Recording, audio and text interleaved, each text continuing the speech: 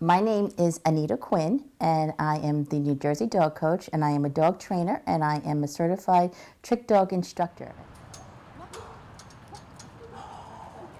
Over, tire. Yeah, good girl. About 3 years ago, I decided to become a dog trainer. So the tone of your voice is very important. Every time your dog does something that you like, use that tone of voice to tell them how wonderful they are, tell them how beautiful they are, and how much you love them.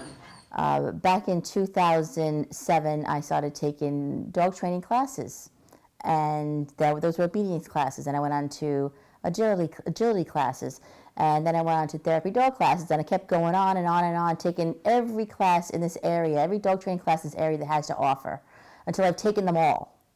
So when you get to that point where you've taken all the classes that you can, what do? You teach them. In this class, we're going to be learning training skills like how to use a clicker. Does anybody know how to use a clicker here? Pat does. You did wonderful. And we're going to be learning luring, free shaping, catching the behavior. People don't know how to communicate with their dog. Dogs speak a language, and that language is body language. My biggest issue with him is, even though he's very smart and he wants to learn, he gets distracted extremely easily. So keeping his focus for more than a few minutes is difficult. Sit. Nope. Excuse me. Yes. He's very barky. That's my only challenge, but other than that, he's wonderful. So you need to work on pause. When I started training Cooper, he didn't listen that well, but he could be sometimes good. In my classes, you're going to learn how to communicate with your dog, how to speed your dog up by saying high-pitched sounds like, yes, yes, good boy, good boy. Awesome! Good girl! Yeah! You are wonderful, you are special, and you are beautiful. Or slow your dog down by saying, no, slow down. Steady. Wait. Oh, you cheated. First of all, requirements in my classes, everybody has to smile. I start playing circus music because tricks are all about fun. So this is not a class where you have dogs that are barking at each other or that are having behavior problems. This is a class where I give everybody their own little separate area, and they can drop their leash and they can work on their own tricks. So this is Buster. Everybody should notice his attire. This is what all the latest trick dogs are wearing. Luring is by putting the treat in front of the nose, and the dog follows that treat wherever you put it. And when you get the desired behavior, you reward your dog. They get that treat. It's kind of like the donkey following the cow. So this is what paws up is going to look like. Buster, paws up. Nope. Up. See that? Simple. Nope. Paws up. Yes. You can't make a mistake.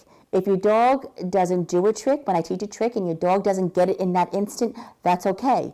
You learn that skill and you take your time teaching your dog. So this is going to be your goal. Complete walk around. And I'm going to just keep rewarding him.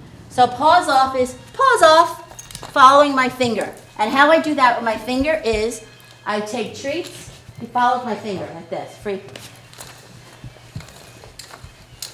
Wherever I go. And how I got this behavior was you take your treats, hold out your hand, place your treats into the palm of your hand, close 3 fingers like this. And as he's walking, I'm literally letting him eat from my hand. Together. Okay. Oh, nice. Rewarding. Now say paws off. Say paws off. Yeah. Walk away from him. That was good. What do you like about training Cooper? He learns new tricks, and when he learns and learns, he can know to be better at tricks. Keaton is very smart, and he has a lot of energy, and I want to channel that into some positive behavior that we can expand on later on so he could become a wonderful trick dog. The dogs are not going to get it right away. You in class, you learn how to do it, and then you go home and you reinforce it, and gradually over time they will get it. People bond with their dogs. People bond with other dogs. I mean, dogs and people have been together for, you know, hundreds of thousands of years, and that's not going away anytime soon. He was a little challenging when he was a puppy, but I think with all the patience that it took me to train him to become how he is now, other than the barking, it was because of that emotional bond. Because I was his primary caregiver, and you know, he needed me and I needed him. Unfortunately, dogs don't live a long time. 15 years, so you got to make the most of that when you have a dog. When I get up in the morning, just like when my kids were little, get up in the morning, the first thing I thought of, getting the kids breakfast, getting them dressed, getting a bath, going off to school.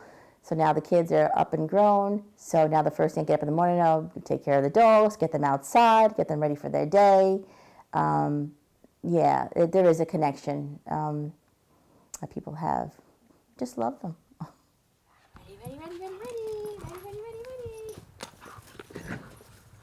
Come on, AC, bring the ball. AC, get the ball. Get it. Get your ball. Right there, get it. Good boy. Bring it, Ace. So dogs are bred to work with humans, and they could really communicate with us. They're our partners in life. They're not just dogs. They're our family. Right, baby? Yeah. Good boy.